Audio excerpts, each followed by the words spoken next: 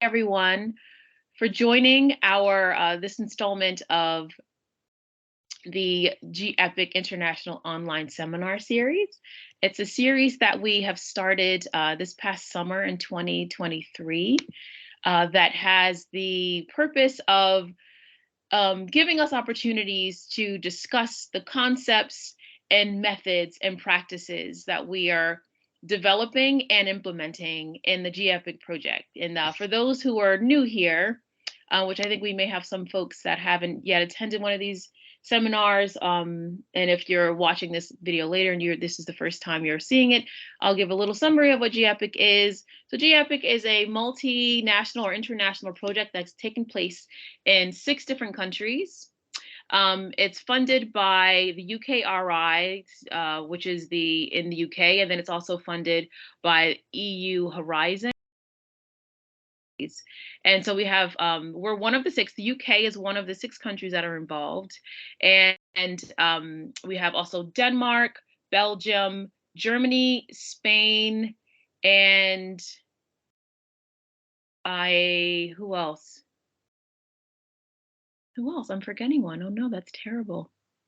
Yeah, Germany, Denmark, Belgium. Did you say Czech Republic? Czech Republic, there we go. Or Czechia, how we describe it. I tried to do an alphabetical order and I started in the wrong order.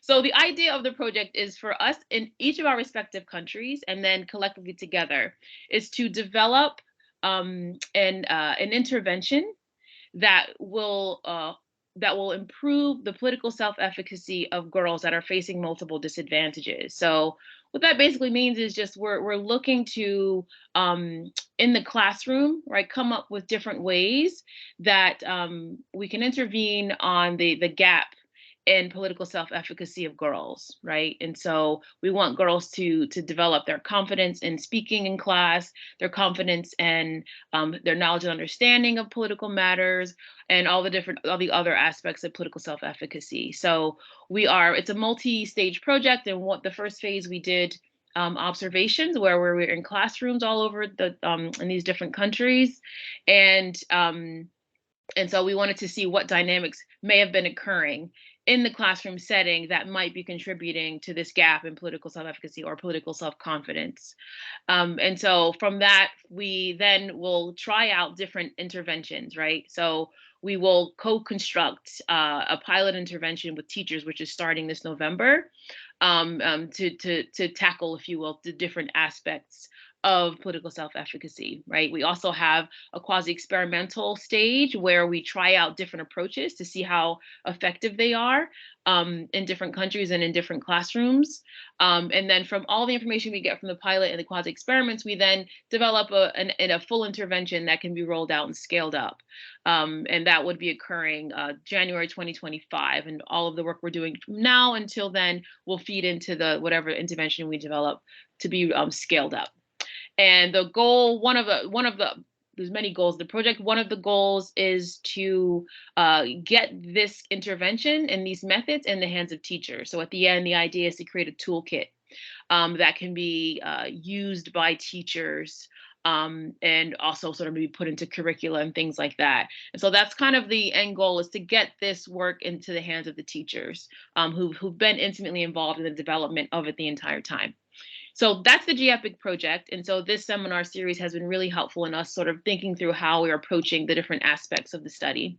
And today we have a very special speaker. We have Professor Joseph Kahne, who is the Ted and Joe Dutton Presidential Professor for Education, Policy, and Politics and Director of the Civic Engagement Research Group, CERG, at the University of California, Riverside. Professor Kahne's research focuses on the influence of school practices and digital media of youth civic and political development.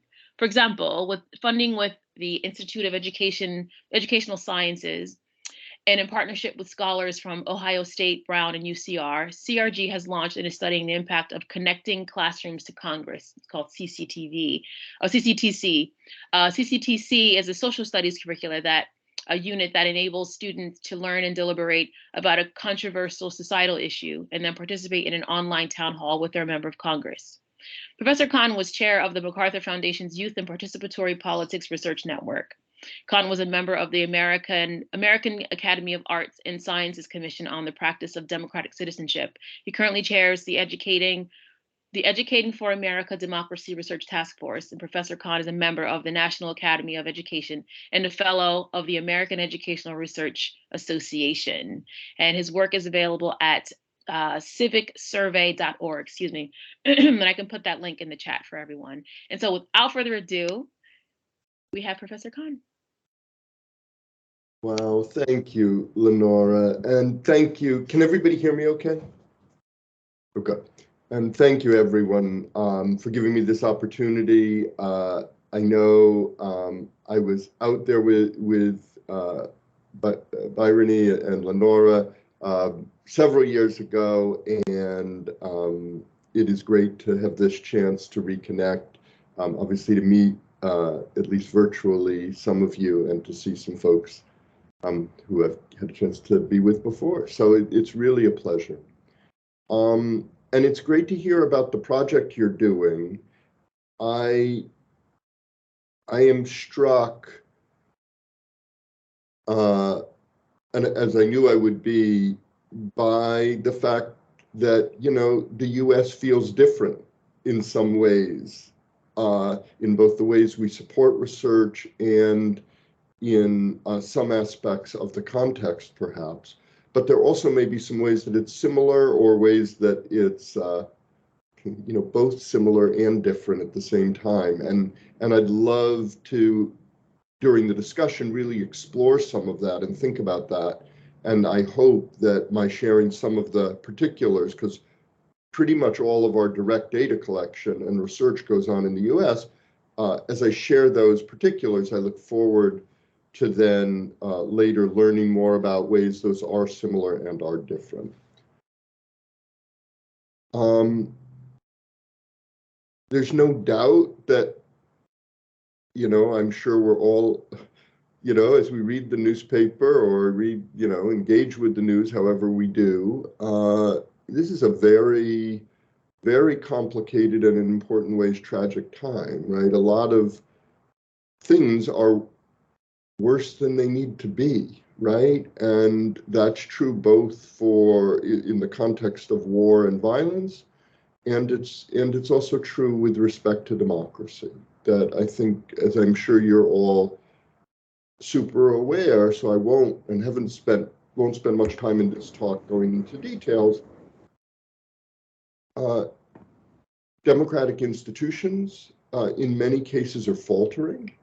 Assumptions that many folks held that it would be a slow and bumpy road to more vital democratic institutions and more, you know, not that anyone thought we're there and we've achieved the ideals of democracy, but people thought, to a greater degree than I think they feel now, that we would slowly move in the right direction. And I think for those of us who are committed in deep ways to democratic ideals and to forms of civic and political life that allow for people not only to express their own priorities, but to pursue collectively a better society, it's a time when we can't take things for granted. Schools, obviously, as I know all of you are thinking about sort of every day for work, are institutions that are well designed to help and have that potential, but it's a potential that is generally only partially realized. And so I'm excited about your project, which is clearly an effort to much more fully realize that potential. You know, in the US, we would use the metaphor of a catch-22 after the Joseph Heller book as a frame for a lot of what I'm going to talk about today. So what I'm going to talk about today, which has been quite pronounced in the US over the past few years, but I don't know the degree to which it's been pronounced in the countries that all of you study and work in. We're seeing a sizable increase in what we would call the partisan politics of education. And within the US, that actually reflects a real shift. So there have always been intense politics around education in the US, for sure. But often those politics have not been partisan. They've been driven by factors like race, like religion, like ethnicity. So you can think about fights around language and bilingualism. You frequently would have Democrats against Democrats in the fights over those things, or school desegregation, often very much structured around issues of race. You would have often people of different races, but the same political parties fighting in the same schools. So in other words, partisan affiliation was not the main driver. It was always there, but it was not the main driver in a way that in the past few years we're seeing more and more. And in fact, related to that, and importantly, school board elections, and as you may know, and I know this is different depending on the country, we have a great deal of local school control. For the most part, the major decisions are made at the local level, and the governing boards are school boards. And the vast majority of school board elections are nonpartisan. The people running don't state a partisan identity. So it's striking that over the past few years, a number of states are changing the law so that people running state, I'm a Republican running for the school board or a Democrat running for the school board, where they didn't used to do that. So a piece of what we're trying to understand, given all of that, is what does this mean that we are entering a more partisan phase? And are we in fact, or is it just we see things like, oh, the state of Tennessee now has partisan school board elections, so we assume we are. And so we really wanted to try to understand what does that look like and what does that look like at a local level. It intersects, I hope, and I'm just going to foreground this a little bit, with your interests, for example, in girls and civics, because it intersects with questions of identity in important ways. So let me say a little bit about the broader political context in the US, which again, I think is not unlike, though it is, one would find differences if one looked across varied countries, but it's not unlike what we're seeing in many of the countries you work in. Liliana Mason has this notion of mega identities. And what she would say is happening to a large degree in terms of when we're seeing the partisan engagement going up is that we're seeing where people used to say, I'm Italian and I'm a Democrat, or I'm Italian and I'm a Republican. Much more often, those identities are being tied together. So, for example, evangelical religious groups are now, let me say white evangelical religious groups, are far more likely to be Republican, whereas those unaffiliated with religion are much more likely to be Democrats. And you could go through varied identities and place that out. And in fact, they are finding on census surveys that people are actually changing their religion in the direction of their partisan identity, which is something, I just hadn't even thought about, right? But you're seeing shifts, for example, people who were part of a given, say, Protestant religious group, shifting to an evangelical Protestant religious group if they are notably conservative. And you can see that over time on census. Now, what that's saying is it's not that partisan politics matters independent of identity. Identity always drove politics at school boards. It's that identity is being blended in with partisan identities. Or let me say things like racial, gender, religious identities are being blended in with political identities and creating what Liliana Mason calls mega identities. And that is a different dynamic. I mean, it's all that's always been true. It's just to a greater degree, it's true now than it was before. We also, and another really important big shift in the US, and again, this is happening everywhere, but a recent study showed that it was much more in the US than in 11 other OECD countries. We're seeing massive growth in affective political polarization. And by affective polarization, we mean it's not just that you think you're different than these other people or you prefer your policies to people in the other partisan camp or other partisan camps. It's that you actively distrust those in those camps. So I'll give you maybe the saddest factoid I have on this.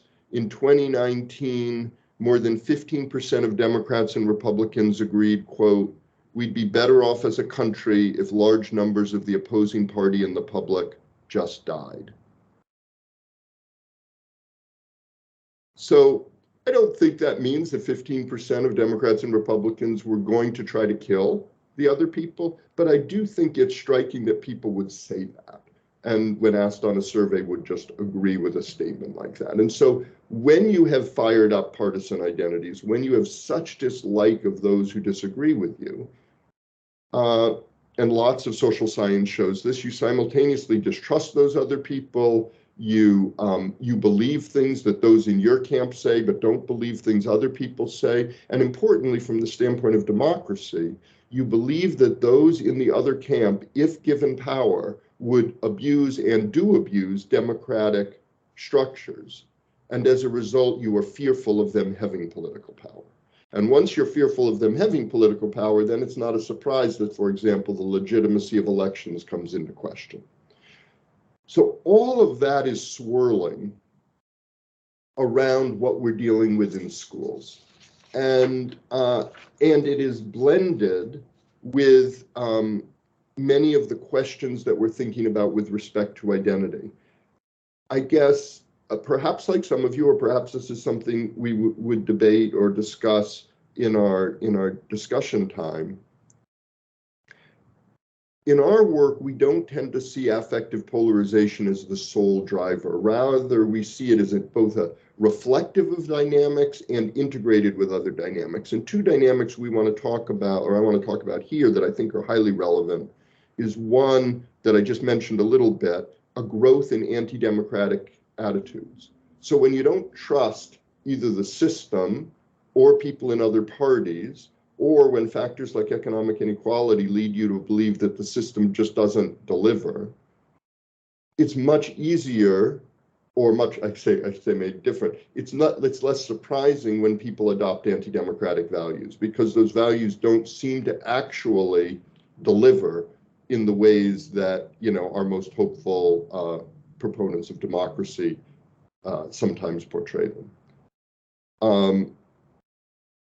And I'd say the role of education isn't to tell people democracy does deliver if their lived experience is that it doesn't. It's rather to help them adequately reflect on this. But it's easy to see why, in the context of many of these dynamics, people, and we're seeing large growth in anti-democratic values. We're seeing particularly growth among the young.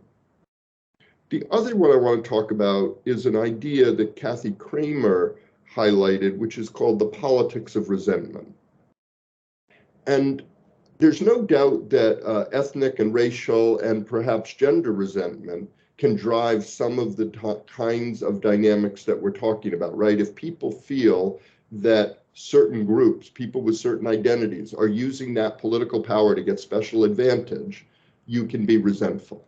And she talked about it in her research, looking at basically largely white folks who lived in rural US communities, feeling highly resentful of Democrats, be they elites or be they, say, people of color in cities, getting what they perceived as special advantages.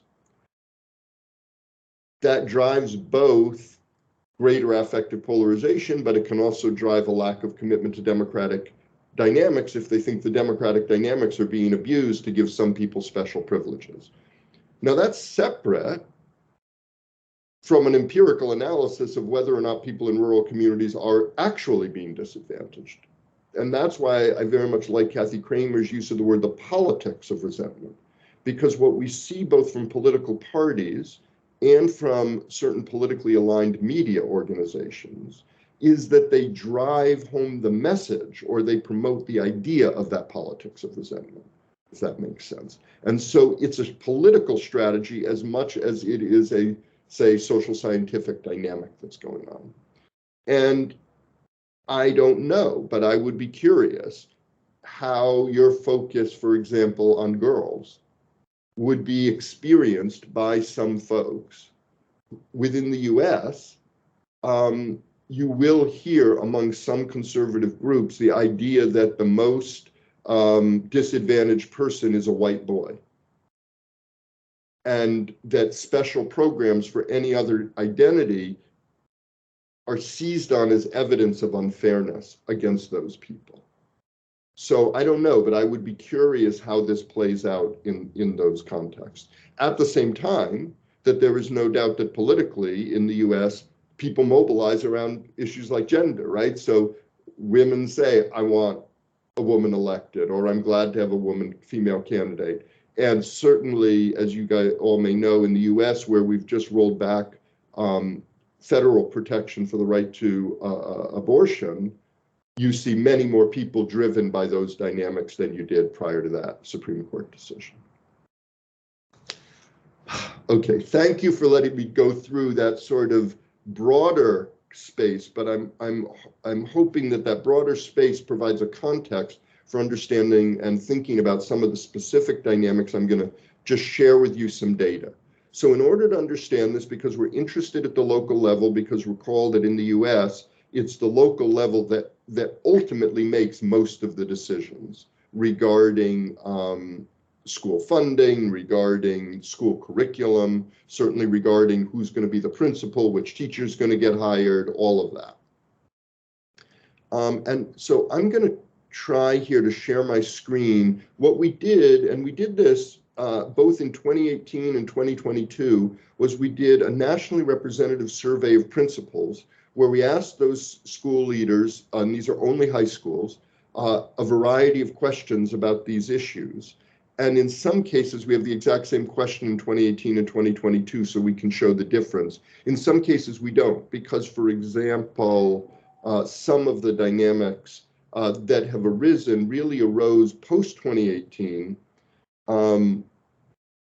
As many of you know, perhaps we had what we thought of as a kind of racial reckoning around a number of cases where police killed often Black individuals, often videoed and shown to the public, and it led to mass protests. It led to what people talk about as a racial reckoning in the US, where a lot of white people in particular were sort of coming to grips with the fact that, wow, I hadn't been confronted with just how bad this was. They might have known there were issues, but it's different when you're seeing it nonstop on your social media feed. And so it led to protests, it led to calls for change. And then there was what many people would describe as a backlash, right? People pushing back like, oh, we've gone way too far. And a related but distinct set of dynamics around LGBTQ plus issues. So some of the things we're talking about they all always existed to some degree, but we were curious, have they changed? And in particular, we're curious, are they different in different partisan contexts? So let me share my screen if I'm capable of doing that. It says, yeah, so that, yikes. I don't, is everyone seeing my screen at the moment? No, not quite yet. So I'm not quite sure what I need to do. It says security and privacy settings. Oh, maybe you have to change something. I can Can pop you up. share that? Yep, I can pop it up for you. I think that will be more efficient than Yes. Totally technology. fine. Thank you so much, Lenore. Yeah, you're welcome. Okay, why didn't that work?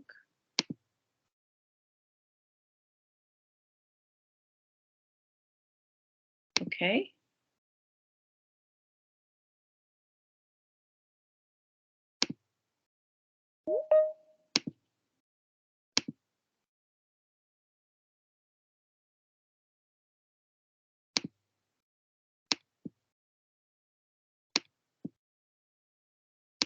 My apologies, it's very slow. Goodness. Okay.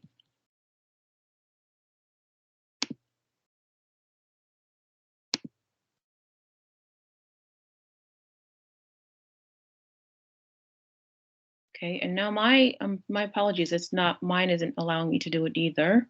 Hold on, let me try another way.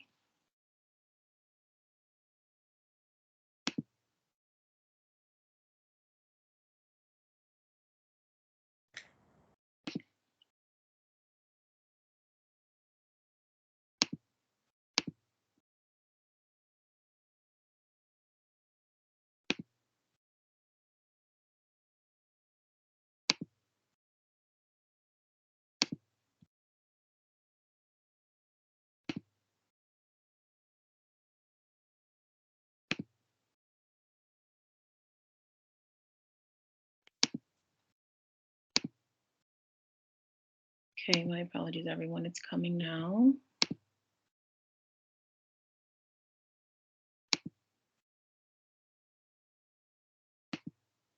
We have all been there, Lenore. No worries at Yeah. all.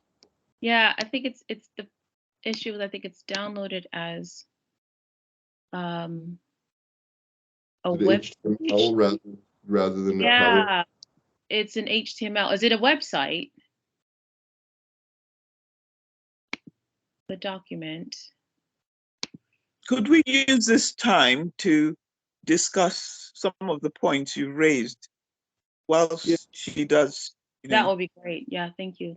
Yeah, I think if there's a question or two about that, let's do that. And then if we'll give it another few minutes, Lenore, and then don't worry, I can summarize what the findings were. It's not. Okay. You know, people will be okay without the graphs, and we can share the slides later if people want to look more directly at the specific information. But does anyone have a question or a comment that they'd like to raise?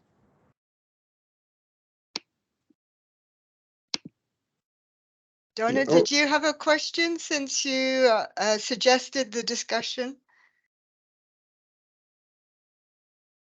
I think you're on mute. Yeah, I actually, I'm reading, I don't know if Americana. Mm-hmm. I'm sure you're all familiar with this book. And it just so happens that there's on page 346 of this book, it says, what academics mean by white privilege. Or, yes, it sucks to be poor and white, but try being poor and non-white.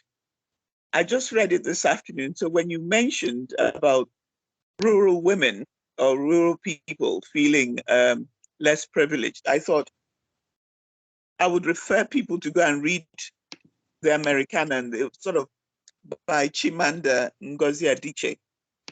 I'm sure it would answer. I don't want to go through what she cited, but it just so happens this afternoon I was reading that, and when you raised that issue, you know, about Black people feeling marginalized, and it's, you know, the political stance. Sure. Please read this. It would answer some of the issues you've raised. And I live in London, and I was actually in the House of Lords yesterday talking about women in the workplace, the discrimination they face, and, you know, all that. We had great speakers. I'm always very wary about topics that are weighted to highlighting Black communities shooting and all that sort of thing.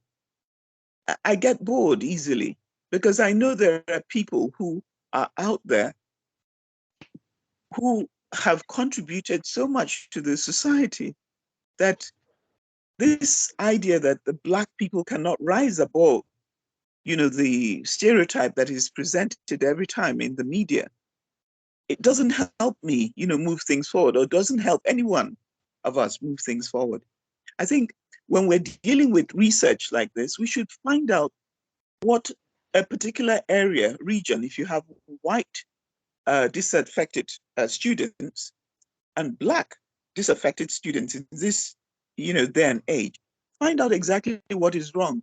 But when the statistics that are given out seems to be highlighting this, Black people are not making it, and it's not I'm not familiar with all that. I know there are disadvantages, but I think it's equally amongst everybody else.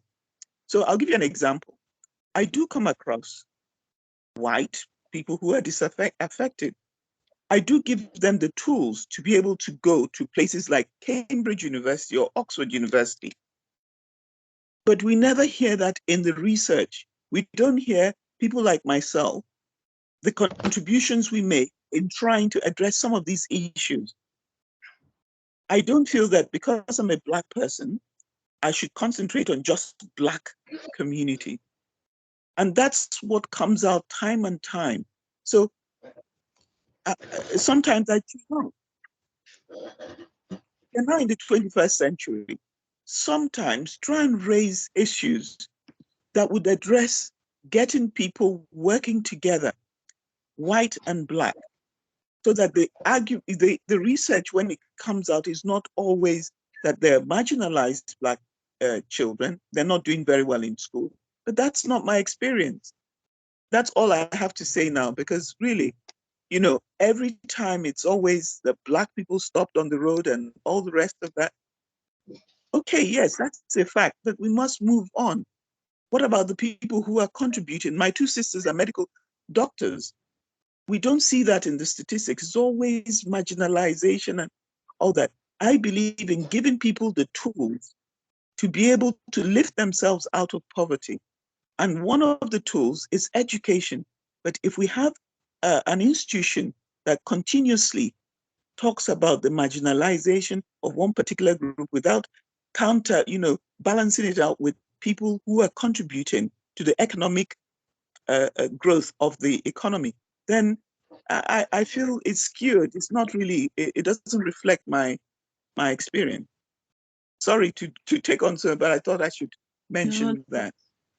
No, that's fine. Thank you for that. Yeah, this is something we're thinking about in our project as well, because we are targeting girls that are facing multiple disadvantages, right? And so one of the approaches that we're trying, particularly in the quasi experiments, is something called counter narratives, and it's an approach that is we want to sort of see how it works with dealing with these ideas, right? These issues of all these stereotypes and all these sort of the common narrative about certain groups of people. And what we are trying to do is to give young people in the classroom an example. Like, here are two, in our particular example, we have two to call them Black women. They're of different ethnicities, but they're two Black women that are leading in the discussion around climate change, right? So we have the Prime Minister of Barbados, and we have a woman in London who's based who is making some headway because her child died of air pollution. She's the first child to die of air pollution. So what we particularly want to tackle this, because we think that that's part of the barriers of Black young people, and really all different kinds of sort of the intersections, right? Because there's these common narratives and these stereotypes, these ideas about people's identity that are not telling the whole story. So we want to sort of interject in that and show them, give them examples, like, right, no, here are some people that are actually doing this work, and here are people who are leading, right? And so that's kind of one of the ways that we're addressing that. Thank you. Sorry. Yeah, so just a quick pause before I go to David. Joe, it seems that you have permission, but the document is on a SharePoint that I don't have access to. So unfortunately, I'm not sure. Yeah. I think I just given because I'm looking at the time, I appreciate this, but I think I will just summarize some of those findings maybe, and I can do that now in the next sort of 5 or so minutes, and then we'll jump into a broader conversation. Does that make sense? Sure.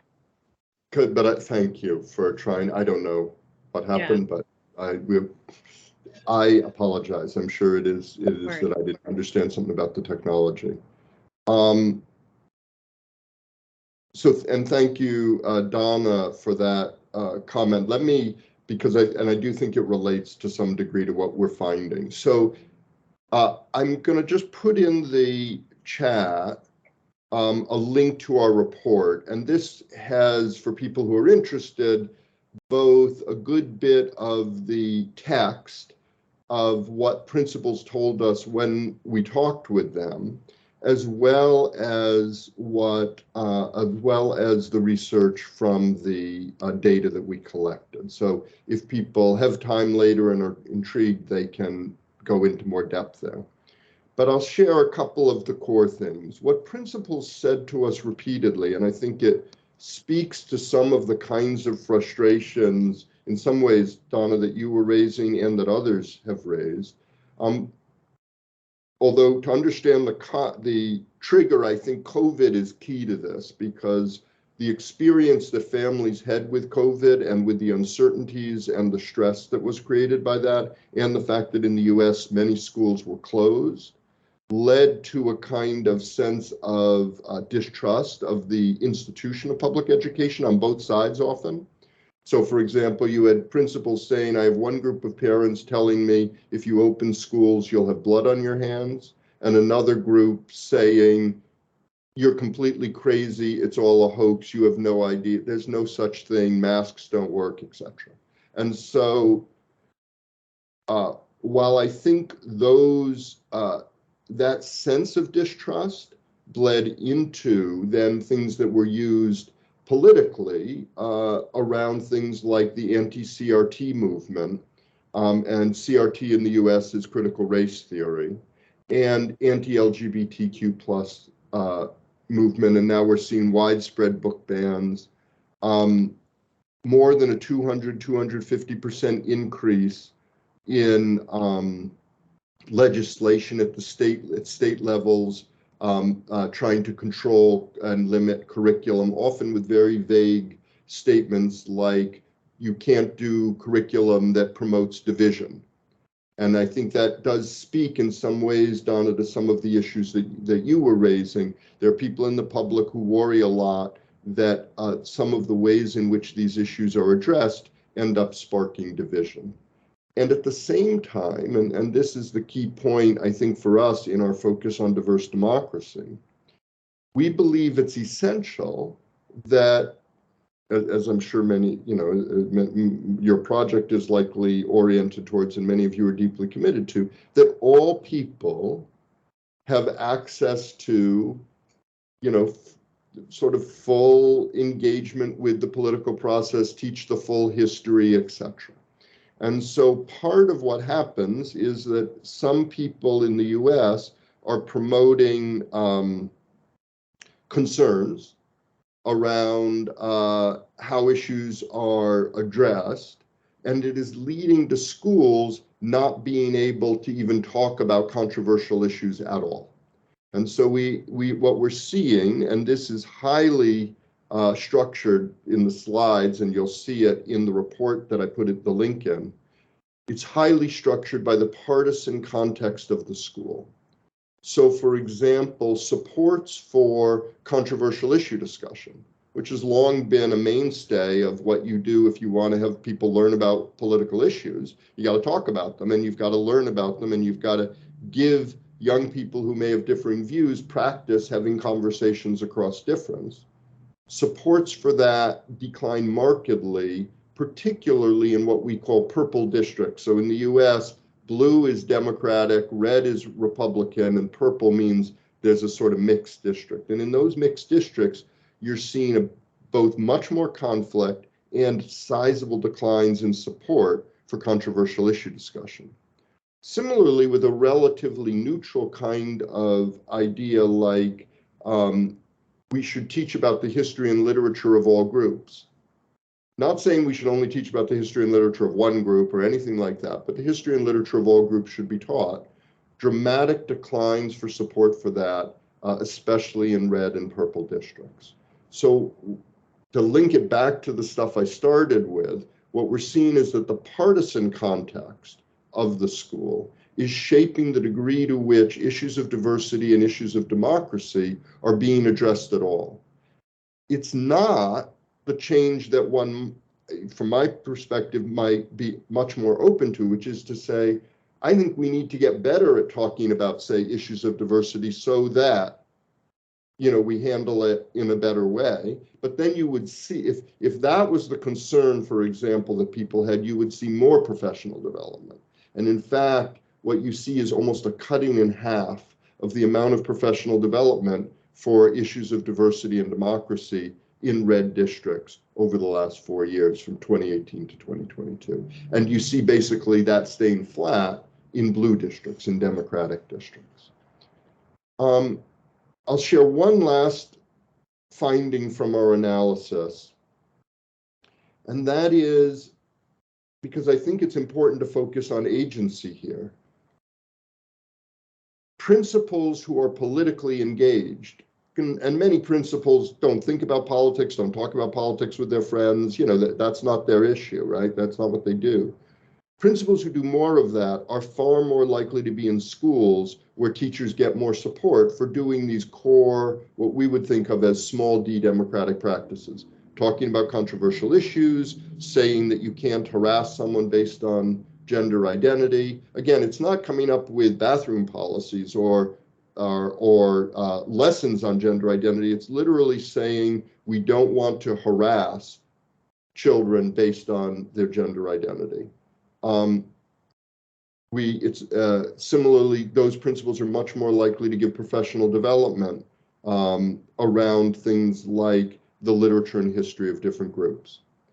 And we find that when school boards or districts put out a statement that just says, and this is true in red districts, in blue districts, and in purple districts, when they put out a statement that says, we are committed to young people's civic engagement, we want to promote young people's civic engagement, you see a marked difference across the board in blue, purple, and red districts, where those districts do more to support those goals.